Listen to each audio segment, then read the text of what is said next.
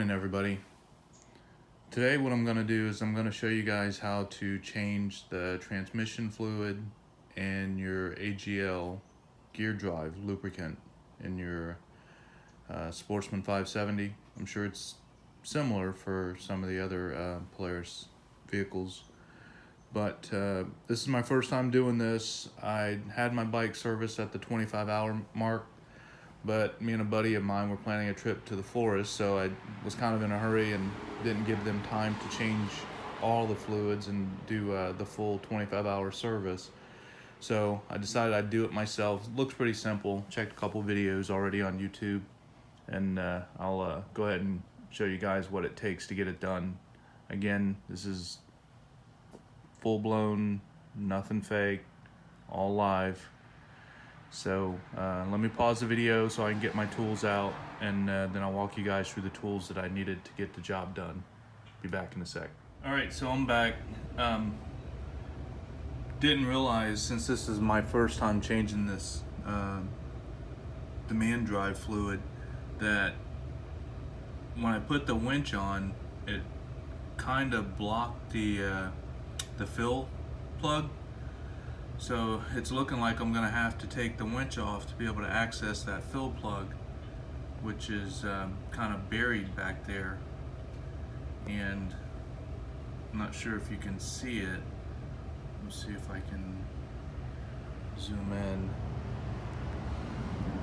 Yeah, so you can see the fill plug sitting behind the winch right back there.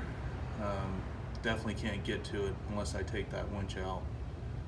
So for those of you that have a winch on, be prepared for a little extra work. Alright, so another issue, well, I wouldn't really call it an issue. It's just something you have to be aware of. If you have the Polaris brush guard, you're gonna have to take the brush guard off in order to get this front panel off here so that you can access that fill plug. Just something to be aware of. Again, I'm gonna add a little extra time to your project. All right, so I'm back. I've got the winch partially disassembled, and you don't have to entirely remove it, which requires unplugging it and all that stuff. So you can actually see now I have much better access to the fill plug, which is right here. So that should make the job of changing that fluid a lot easier. So the first thing I have to do is take out this drain plug that's under here, and that's the 8mm Allen key. And once you take that out, you're gonna definitely want to make sure that you have your container down there to catch all that oil or that fluid. And then from the videos that I've seen, they always say take out the fill plug first, but I actually loosened mine and fluid started pouring out. So I put it back in because I don't want to take out the drain plug and have all the fluid dripping all over my hands. So what I'm going to do is I'm going to go ahead and drain it first and then take out the fill plug. The drain plug out, and you can see the fluids coming out now. And here's the plug, and you can see it's got some looks like metal shavings. Not terrible, but I've got about 750 miles on my machine.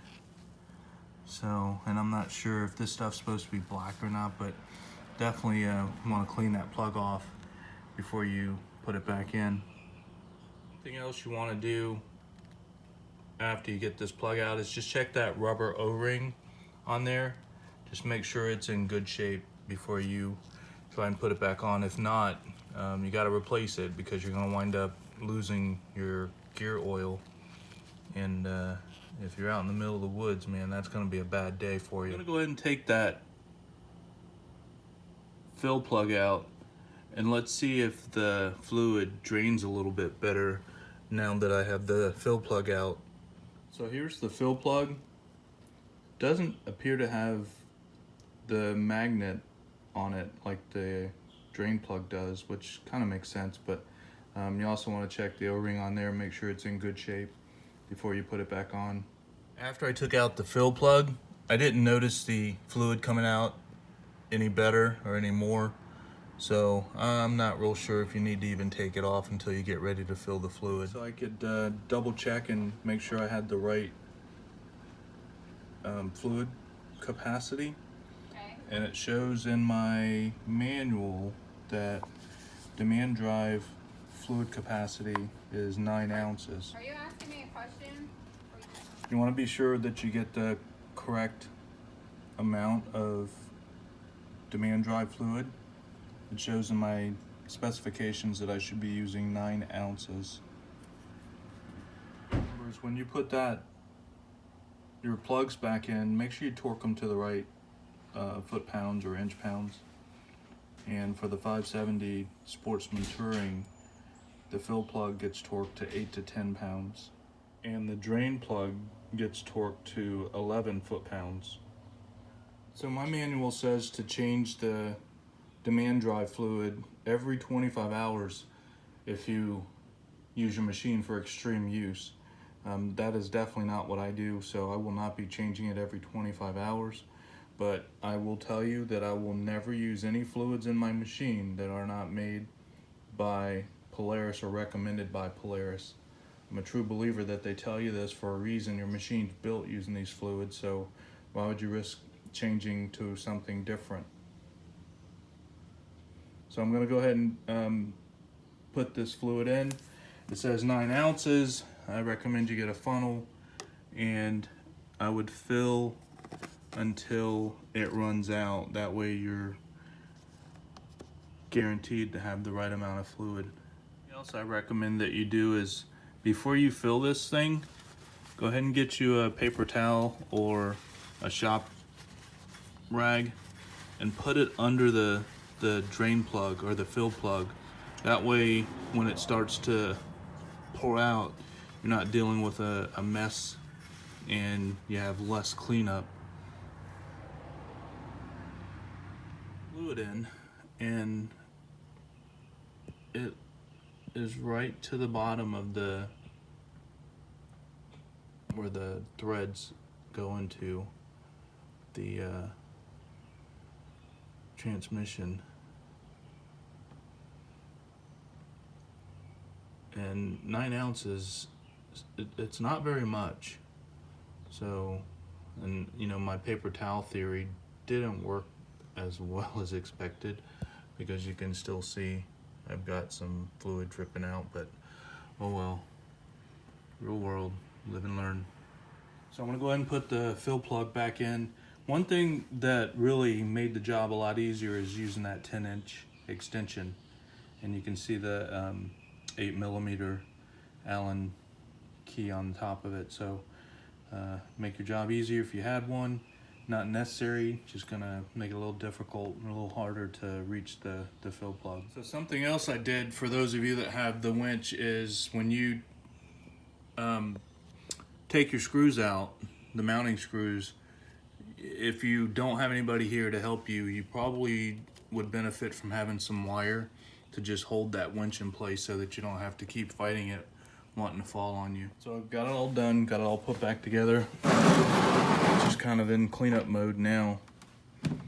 So I would say without the winch and the brush guard, because I had to take the brush guard off too, but without those two things, you could probably get this fluid changed in about 10 minutes. It's just not gonna take you that long, but when you're having to remove all these different accessories, it just takes a little bit longer.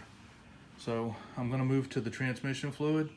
I'll be back with you guys in a couple minutes. All right, so I'm back. I'm getting ready to start the transmission fluid. You can see that I have the AGL full synthetic Polaris lubricant. Again, I will not use anything on my Polaris but Polaris recommended or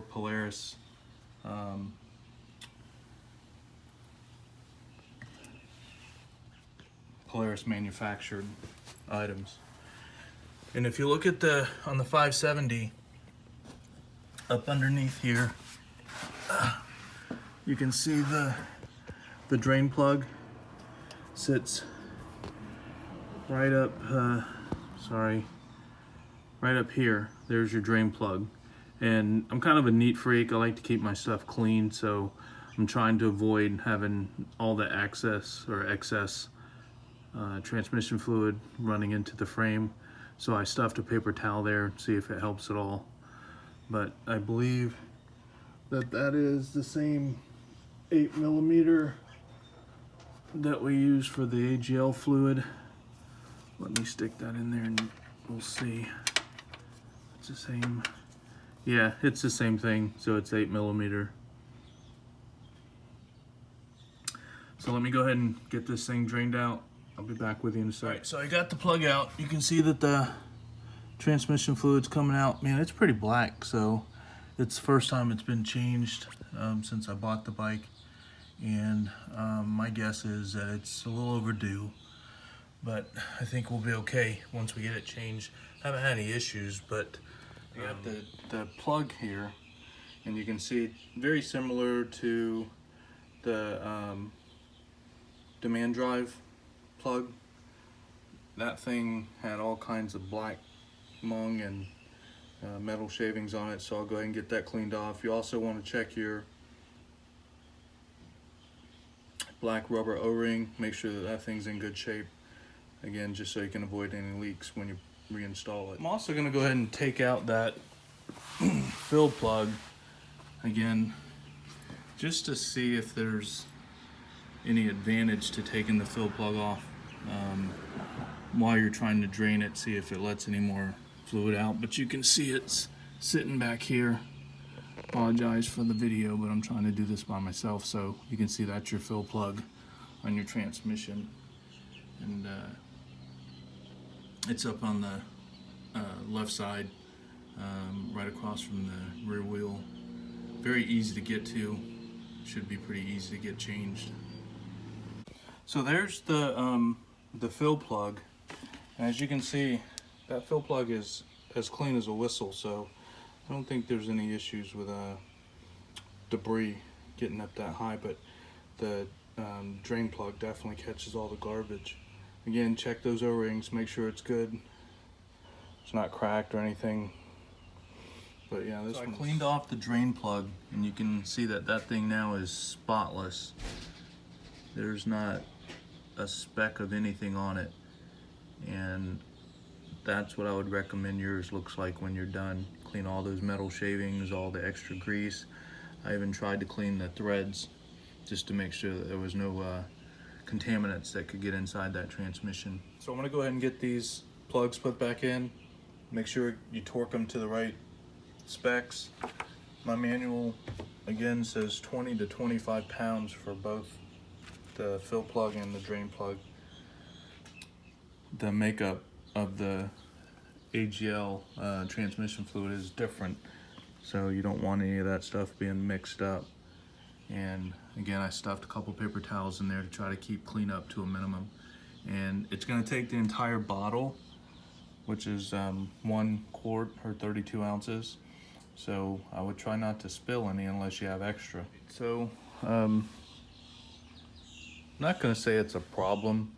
I just ran into a little bit of a snag, and it's probably just me because I'm kind of anal, and I only have 1 container of the transmission fluid, so like I said earlier, I don't want to take a chance on spilling any, because then I'm not going to get it filled to the right capacity. So I'm going to have to run to Home Depot or Lowe's or something and get a tube that I can put on my funnel so that I can make sure I get every drop of this stuff inside.